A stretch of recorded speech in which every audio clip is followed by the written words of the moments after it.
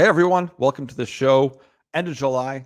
We've got an interesting one here. I really enjoy valuetainment. I like the whole panel. I think it's great. They're controversial. This is definitely a controversial one. Is the American dream dead or it's not fair? Millennials complain about the American dream. Let's just put this, we'll watch the first 30 seconds of this. Once again, I love valuetainment. I love Patrick Bet-David. We're going to get into this in chunks because it's a very long video. It's 20 minutes long. We're not going to watch all of it, believe me. And I think my response, I think, will surprise people. I think if you read the comments in this video, holy smokes, they get roasted hard. But let's just start this off and watch the first little clip here. Majority of people now say it's impossible to achieve the American dream. Again, the headline, how do you feel right now? I agree. If you said, I agree, you just gave up and they win, right? Listen, majority believe American dream is unattainable. A Newsweek poll reveals that 54% of Americans think it's increasingly difficult to achieve middle-class status. Among millennials, 57 find the middle class unachievable, followed by 59% of Gen Xers, 48% of Gen Zs, and 51% of baby. So they run through and they mentioned who this influencer is. They actually worked at an investment bank, so to give them a bit of credibility as well. They're positioning that if you agree, then you've already lost. Now, okay, I get from what they're saying is that you have to have a mindset. We talk about mindset as well. You don't want to give up before you start. I get it. But we have to deal with a reality and a mindset. The reality is a couple of things, and they're going to touch on it quick, is what's the American dream? And my argument is we know what the American dream is. It's historically always been the same thing. It's the house with the white picket fence, being married, having a family, having a dog, having a yard to play in. That's traditionally been the idea. It's very aspirational. And we're going to go through them redefining what that could mean, which is fair to some extent, and we'll get into that. But really, if you say to someone in the West what the dream is, it is that aspirational. I can have a car, I can have a house, I can have a bit of free time, I can have all those costs of livings taken care of. There's energy, there's food on the table. I've got all those bare necessities, plus I have some entertainment time. I get to have a more fulfilling life. That's the dream. That's what it's been. Let me know what you think in the comments.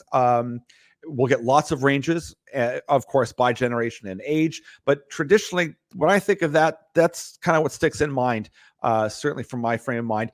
And if you frame that to a young person today, they may differ, but they'd also say, I can't even think of that. That's inconceivable. And that's what this whole video is about. And let's take the next little step here and jump in and see. We're going to jump into the 1 minute 19 mark or so and get a little bit more context. Aspirated this trend. Tom, your thoughts? I got a lot of thoughts on this, but I want to hear yours first. Whenever I see American Dream, I always say to people, what do you mean? What do you mean by that? I feel like I'm in an episode of The Princess Bride. That word doesn't mean what you think it means, inconceivable. Inconceivable. Right. So when I say American Dream, I say, what do you mean? What does that mean to you? What are you trying to achieve? Because if you automatically paint a wall in front of yourself and say, well, that's the American dream, I can never get over the wall, that's a negative thinking. So the question is, what does that mean for you? What do you mean American dream? What did you just talk about? Positive forward planning and optimism, yes. Pat. Yep. You know what? I want to look forward and see maybe I find a 3-bedroom place to put myself in a prep. So this goes on, and it's good. I mean, we don't want to redefine the definition, but we don't want to reframe it. But we do want to put it into context. And also, they're attacking this from an angle of mindset. Don't be defeated. And I agree. Don't be defeated. And but we can't just kind of gloss over the cost of living issue. And let me just jump in here quickly before we get into further context on that side. The salary needed in the U.S. If we look at Visual Capitalist just the other day, another great site I really like. They put out wonderful information all the time. If we pull that up, we can see the salary needed in the U.S. is over $100,000 a year, which is a payment of $2,435 to buy, on average, a $389,000 home. If you look at like San Jose, houses are $1.8 million. kind of like in Vancouver or to some degree Toronto. The average U.S. income for someone to be able to afford a $1.8 million house is $463,000. Okay, let's take a big step back here. So just to get their $389,000 home, where is that house? Like, that's not near any big city, that's for sure. That's certainly not anywhere reasonably close to anything lower mainland on Victoria Island. You're not getting that. That's a hardcore fixer-upper, really, really far away from pretty much anything. That is well out of reach for almost everyone. And I'm going to go on a little bit here, and I'm going to put in some Canadian and American because they're not the same dream, but they're sort of the same. They're sort of the same. So bear with me on that. I want to look at the average income in 1960 was $5,600 in Canada, and by the 1980s, it had risen to $26,700. But during that time, CPI showed that $1 in 1970 bought twice as much than $1.80. That was a huge inflationary period of time, massive.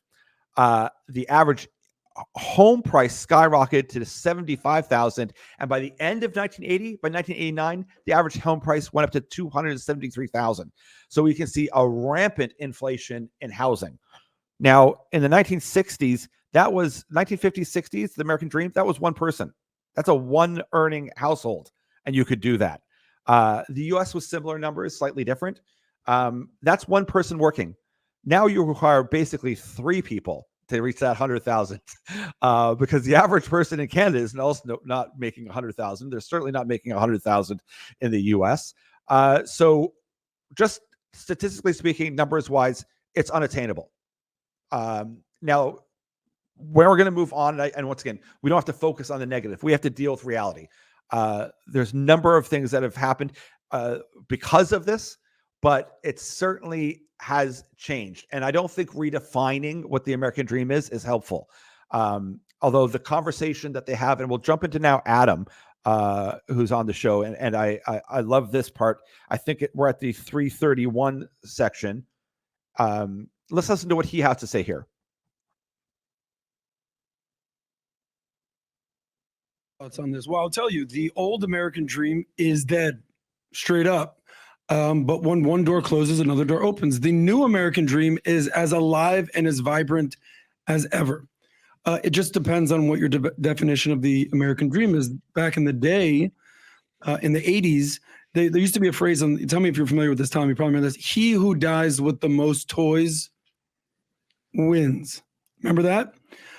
Where you it was a pop culture T-shirt. It was, it was a consumption mindset. It was Okay, let's pause here, because that we have once again a generational thing here. Adam is closer, in between me and say a millennial. He gets it. He understands. Yes, that the American dream, that he's using the 80s, but if you look at 50s, 60s, 70s, it was pretty much the same thing. It was being able to afford a home, being able to have stuff, but your costs of living were taken care of. You can do this. You could grow a family if you so choose. They kind of get into the weeds now about what, why you should have a family, should not have a family, which is an important conversation.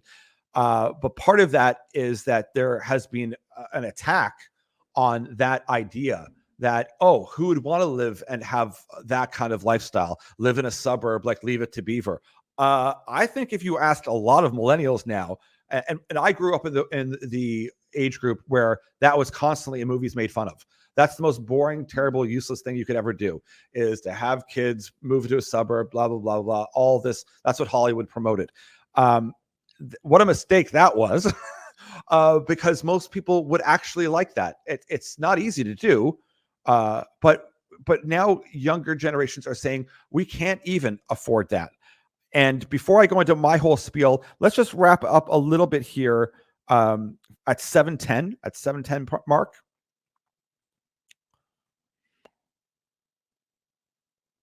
Give you the true side, that this is factual, but it's mathematical that it's true. And then the other side is that you're choosing to accept it. One of the biggest fights I ever had with my dad is, he'll remember this. This is the wrong one. Sorry, 920. Let's go to 920. The language of a child, and adults, we don't speak that way.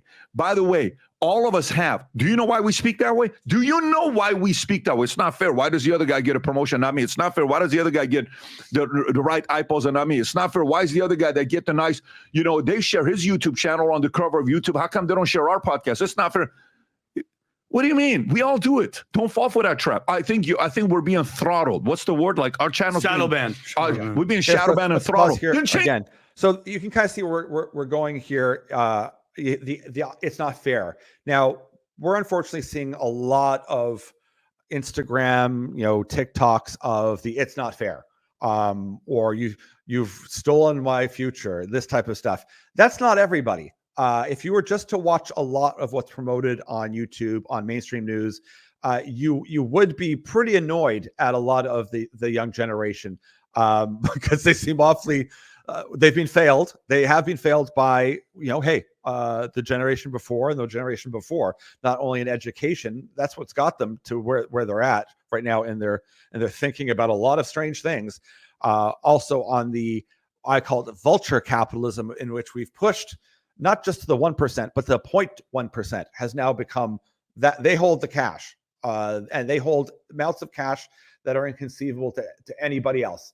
And I don't mind a capitalistic system. That's even exploitive to some degree, but it's being pushed to such an extent that no one else can have it. It's only for that top echelon. And the problem with that, and I'll kind of go now into my big spiel about why this is different than other parts of time, because my whole thesis is I agree with most millennials. It's not that it's not fair, but the dream has been taken. You've been made promises that won't be fulfilled. And it's unfortunate. And it's because, yes, the governments that you voted in, you may have voted them in, but your parents voted them in, that have chosen a model that's a globalist model.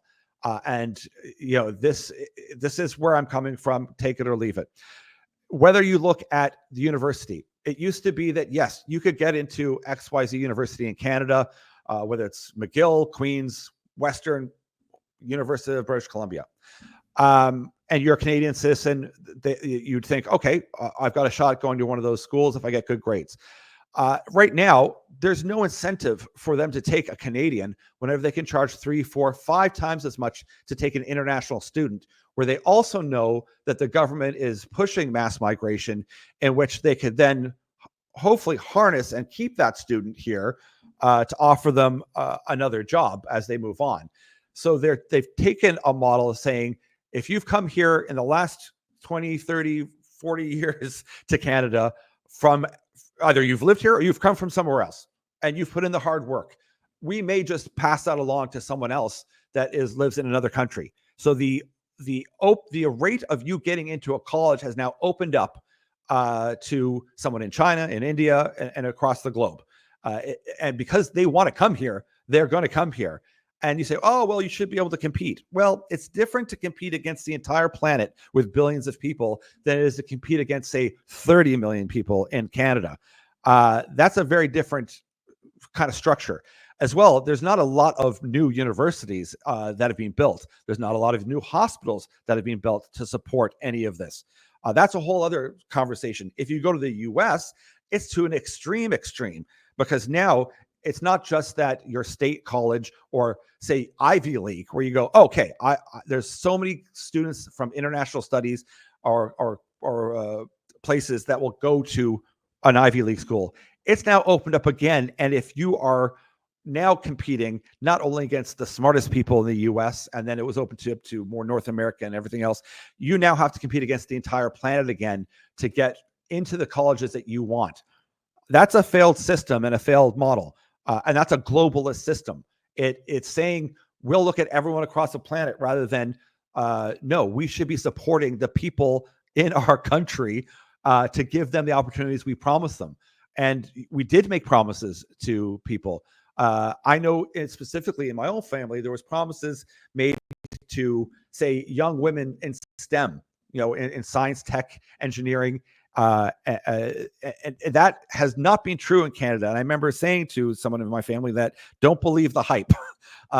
They're promoting the STEM thing, especially for women, and they don't have the jobs for it. There aren't a lot of jobs, and that unfortunately that person found that to be the case, even getting their engineering degree at a great university, because there's a big difference between what these politicians are saying, these globalist type politicians, and what the reality is.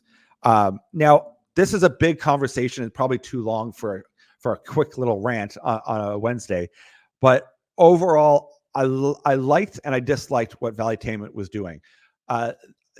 There has been a lot taken away from this youth. It's harder now to get into a school. It's harder now if you say, yes, I want to work at Goldman Sachs or Merrill Lynch. I worked at Merrill Lynch. It's a lot harder. Your competition pool is 10, 20, 40 times higher than it was even whenever I went for it. So the competition is a lot bigger. It's a lot harder. It's a lot more open. But we haven't actually grown a lot of business. In fact, small and medium businesses have shrunk, and there's been more bankruptcies in small and medium businesses in the US and Canada in the last years as the big multi-conglomerate, huge tech companies are growing. But even if you want to get a job at those companies that are paying $200,000, $300,000, $400,000, the competition is astounding. And there's millions of them.